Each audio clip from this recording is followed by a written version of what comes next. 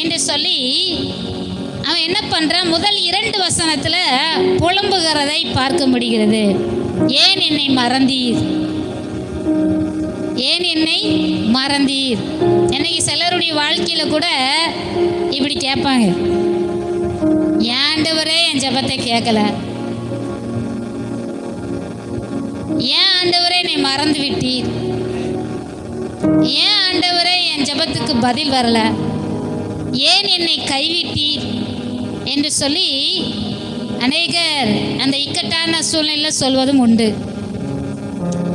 அதே போல் இந்த சங்கீதக்காரன் தாவீதும் என்னை மறந்து விட்டீரா, எனக்கு இதில் உதவி செய்ய மாட்டீரா என்று சொல்லி முதல் 2 வசனத்தில் புலம்புகிறதை பார்க்க முடிகிறது.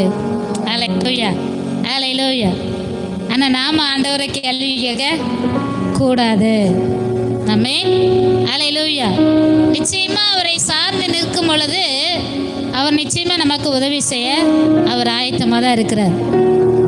ஆனால் பிரச்சனைகளை பார்த்துட்டு, பாடுகளை பார்த்துட்டு, வேதனையை பார்த்துட்டு நம்ம புலம்ப கூடாது. அல்லேலூயா, அல்லேலூயா. புலம்பினோம் என்று சொன்னால் நம்ம கானானின் ஆசீர்வாதத்தை பார்க்க முடியாது. இஸ்ரவேல் ஜனங்கள் வனாந்தரத்தில் வழி நடத்தப்படும் பொழுது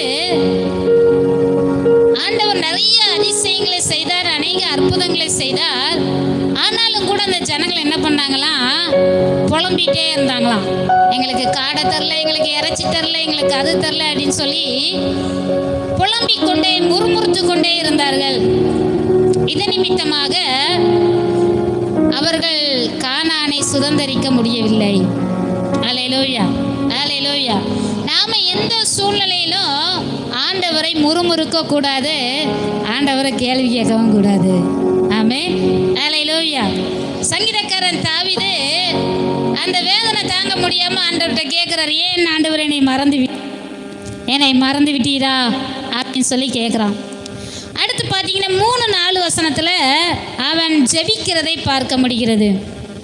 என் தேவனாய கர்த்தாவே, நீ நோக்கி பார்த்து எனக்கு செவி கொடுத்தருளும்.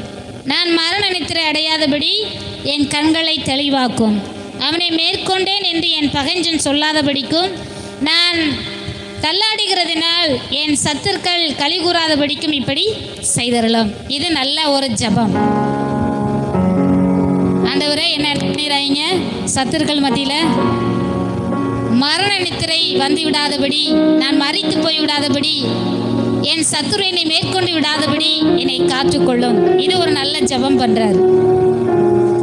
முதல் 2 வசனம் தான் ஒரு புலம்பலை பார்க்க முடிகிறது. ஆனால் அந்த புலம்பல் நமக்கு இருக்கக்கூடாது. 2வது அவர் ஜெபிக்கிறாரு.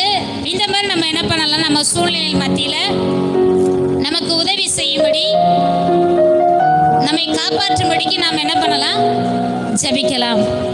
2வது அவர் ஜெபிக்கிறாரு. 3வது பாருங்க, இது ரொம்ப முக்கியமான காரியம். அதில் 5ஆம் வசனத்தில் சொல்றாரு, நான் உம்முடைய கிருபையின் மேல் நம்பிக்கையா இருக்கிறேன், உம்முடைய ரட்சிப்பினால் என் இருதயம் களிகூரும்.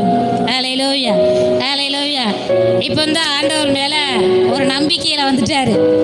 ஆண்டவரே, நான் உங்க கிருபை மேல என்ன பண்றேன், நம்பிக்கையா இருக்கிறேன். ஆண்டவரே, கண்டிப்பா நீங்க என்ன பண்ணிடுவீங்க, என்ன ரட்சித்திருவீங்க, என்னை காப்பாற்றிடுவீங்க அப்படின்னு சொல்லிட்டு உம்முடைய ரட்சிப்பினால் என் இருதயம் களி கூறும். நிச்சயமா என்னுடைய வேதனையை நீங்க ஆனந்தமாய் மாத்திடுவீங்க, என்னை களி கூற பண்ணுவீங்க.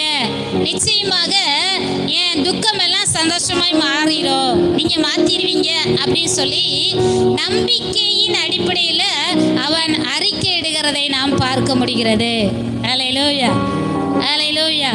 ஒரு சூழ்நிலையில புலம்புறான், அடுத்து ஜெபிக்கிறான். 3ஆவதான் சொல்றாரு, ஆண்டவரே, உங்க மேலேயே நம்பிக்கை வச்சுட்டேன், உங்க கிருபை மேல என் நம்பிக்கையை வச்சுட்டேன், நீங்க நிச்சயமா என்னை ரட்சித்துருவீங்க, நீங்க நிச்சயமா என்னை காப்பாத்திடுவீங்க என்று சொல்லி கர்த்தர் மேல நம்பிக்கை வைத்தார். அல்லேலூயா, அல்லேலூயா. தாவீதுக்கு நிறைய முறை ஆபத்துக்கள், பிரச்சனைகள், சத்துருக்கள் நெருங்கும் பொழுதெல்லாம் கர்த்தர் அவனை நிறைய முறை விடுவித்திருக்கிறார், நிறைய முறை அவனை கர்த்தர் காப்பாற்றிருக்கிறார்.